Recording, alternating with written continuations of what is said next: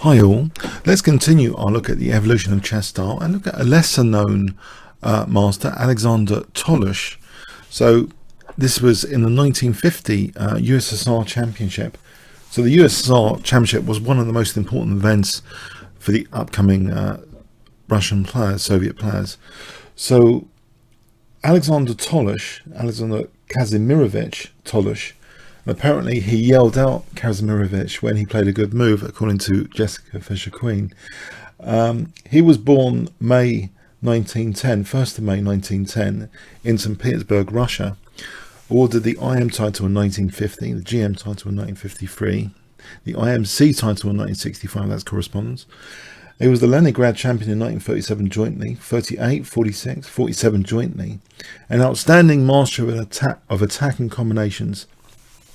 He paid less attention to positional play and defence, and this affected his results. But his best result was actually the USSR Championship of 1950. He came second equal in this tournament. Let's have a look at his game against Flohr now. So, E4. And Flohr played C6, Caro-Kann, Knight C3, D5. Now, Knight F3, this variation was actually employed by Fischer a number of times, and a young Fischer, this variation here. It seems, in some respects, promising for White, that White is trying to get the bishop pair. He's getting that light square bishop from Black. And you might think, well, you know, isn't it nice to have the bishop pair? The things, though, the swings and roundabouts here, there's no bad bishop for Black now. The dark squares are quite good for Black in general. But there's an interesting dynamic, actually, after D4. This pawn in particular can be vulnerable. Sometimes Knight F6, Bishop D3, Bishop E7.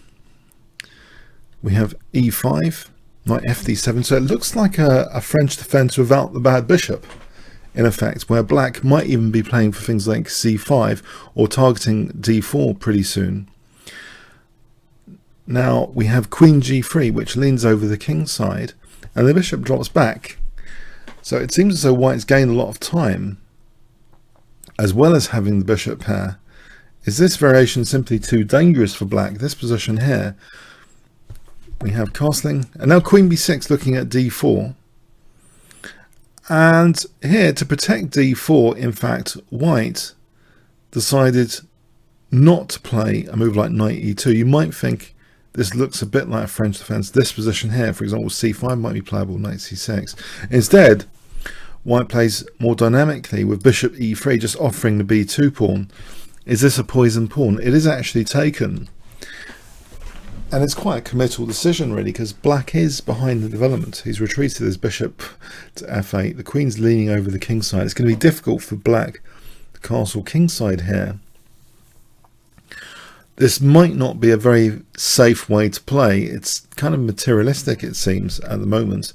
Knight E2, the queen drops back. And now White tries to open up the position with C4. Why not? Queen A6, pinning that pawn because of the bishop on D3. Knight F4 unpins basically, so C takes D is threatened now. Black takes on C4, winning another pawn, but weakening control of E4 a bit. Bishop drops back. So it's two pawns now. It still seems a very dangerous position for Black here. How is Black going to castle kingside? Black actually played G6. I mean, there are also threats like Knight H5 in this position, Knight H5 emerging. So G6 stops at least Knight H5. But now White plays H4, trying to undermine this pawn chain. Bishop E7, H5, and now Knight F8. It looks another awkward defensive move, but Black is two pawns up. Yeah, White's got such a lead in development. His rooks are connected. He's got the bishop pair. Rook FC1, trying to get a pawn back. And Black dare not try and protect this, it seems. You know, if B5, that's another lever for White. For A4, for example, what does Black do then? It's getting to be looking absolutely terrible. If this diagonal opens up, there's things like Bishop F3. So Black actually gives back a pawn to try and castle queenside. So one pawn given back. So queen a5. Now rook ab1. Knight b6 is played here. So white preserves the light square bishop, and now black actually castles queenside. And has black got away with this? He is still a pawn up. Is it still very dangerous? There is actually an interesting Achilles heel of castling queenside, which I think many of us actually become aware of, that when you castle queenside, it's not just about king safety. You sometimes neglect this pawn on f7.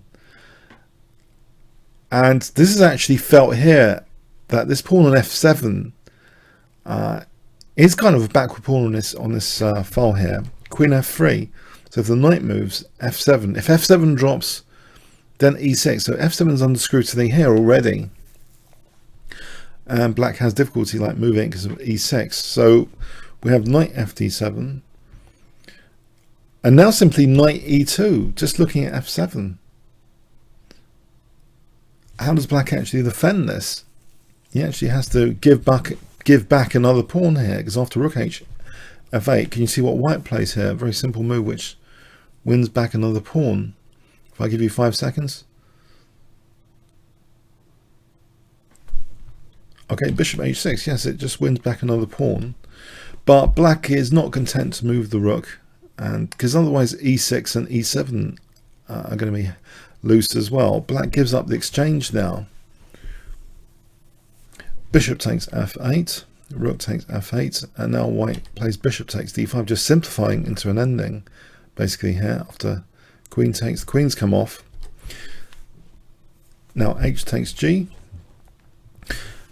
f takes g, and we've got a real potential pass pawn now.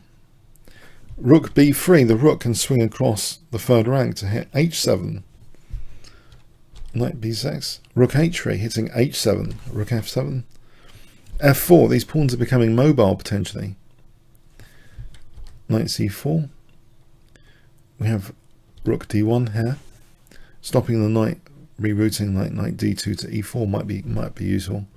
Bishop d8, the bishop's coming to what seems to be a promising diagonal. But g4, white's pawns are gaining mobility. Bishop b6, king h2 off that potentially dangerous diagonal. King d7, yeah, white's just the exchange up. Rook f3 pushing forward for f5 now. Seems very good. h5 doesn't really help. G takes an f5, two connected pass pawns. So king e6. In this position now, king g3 is played, which holds that rook, makes sure that rook is not a loose piece in upcoming ideas. And there is an upcoming idea here. Black plays c5, but now white has a strong continuation. Can you see? If I give you 5 seconds, white to play here, what would you play with white in this position?